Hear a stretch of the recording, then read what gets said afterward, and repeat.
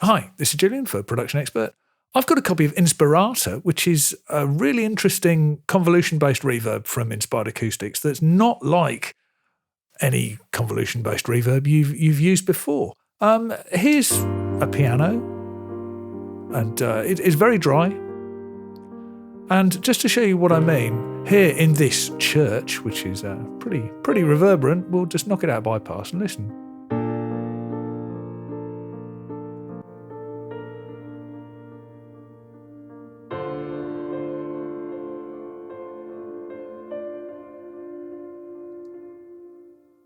It does lush, big reverbs very, very well. That's partly down to the choice of spaces that they've chosen in the collection of spaces that comes with it. And as we see here, actually you can order them by decay time.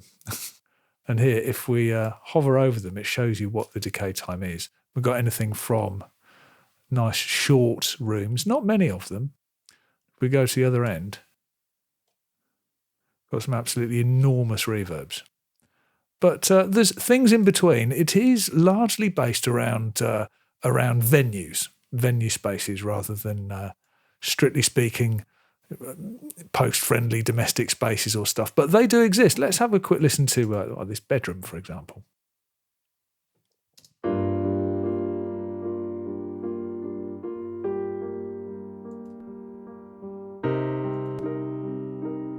And we're kind of getting some colour in there, although that's not something I'd necessarily use on a piano. So let's go somewhere in between. Let's go somewhere around, I'm looking for something around maybe a couple of seconds, 2.5 seconds, church. Here we go. That'll do. And if we have a look in the basic view, we'll see we've got a view of the space. Here's what it sounds like. And there's a few things that we can do. Bit of a description. And we've got this mysterious control, which hints towards why this is interesting and what it is that it does. We can advance backwards and forwards. Let's try something different.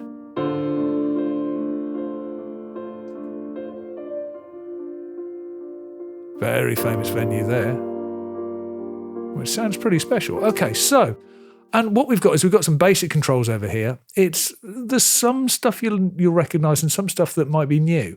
For example, we've got dry wet. We've also got reverberant and direct, which seems a bit odd. Aren't they the same thing? No, they're not. Dry and wet is between the dry signal and the wet signal in the way we understand. Reverberant direct is between reverberant as in direct as in close and reverberant as in distant. And again, that hints towards the kind of thing that you can do in here. Let's jump straight into fine tune and you'll see what I mean. Here we've got the virtual sources and the virtual listener. This is the listener. These are the sources. There are two because it's stereo. And what I can do is, for example, if I grab this distance, what that's doing is it's moving the listener backwards and forwards within the space. You can do that because what they've done is they've taken measurements at every point throughout the space. If we click on it, you can see exactly how much of the space they've sampled. And the listener goes all the way up every seat in the house.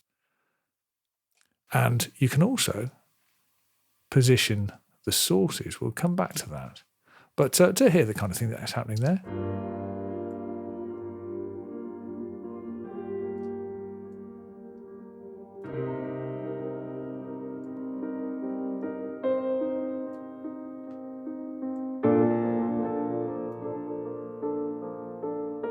We're getting some dramatic changes here. We can change the pickup pattern of the microphone or the listener.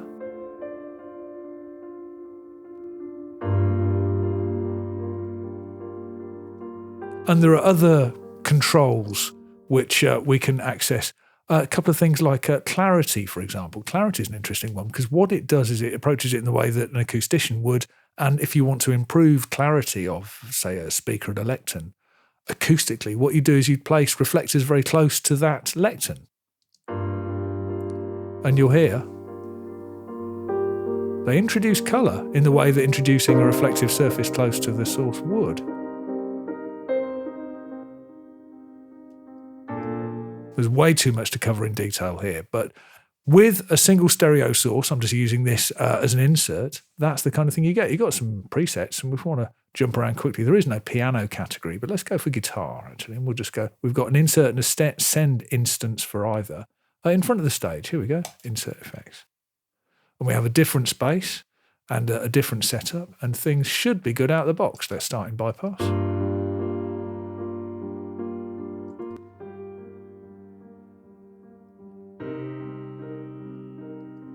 So there we go. There's some other stuff though, because we've looked at moving the listener around within this virtual space. And they sample every point within that area at head height. They don't do it through the whole of 3D space because that would be unmanageable from a data point of view. This is a very big data payload for this reverb. But if we have a look at another example I've set up where I've got multiple sound sources, just some backing vocals, we'll see how we can maneuver and arrange on the stage.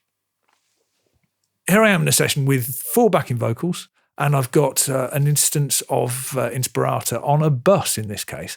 I'm addressing this on a bus that I set up in the I/O setup, and in this case, it's a quad bus. It's 4 channels wide. This is the way that you can create multiple virtual sources within Inspirata. In this case, I've used 4 because I have 4 tracks. It could be anything up to the maximum channel width available in Pro Tools. So it can be as many as you want, up to 16 with a third order ambisonics bus. I've set them up in here.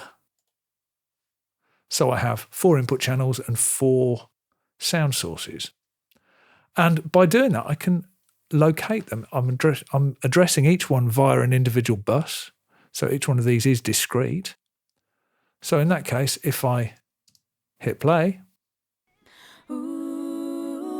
here's my virtual listener.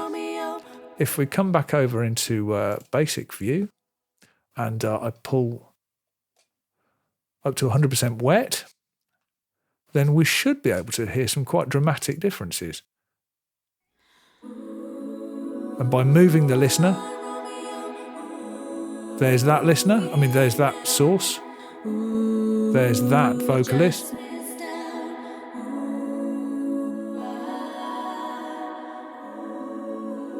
And of course, I can also locate the vocalists anywhere I want. So I'll surround this listener in vocalists and then rotate him.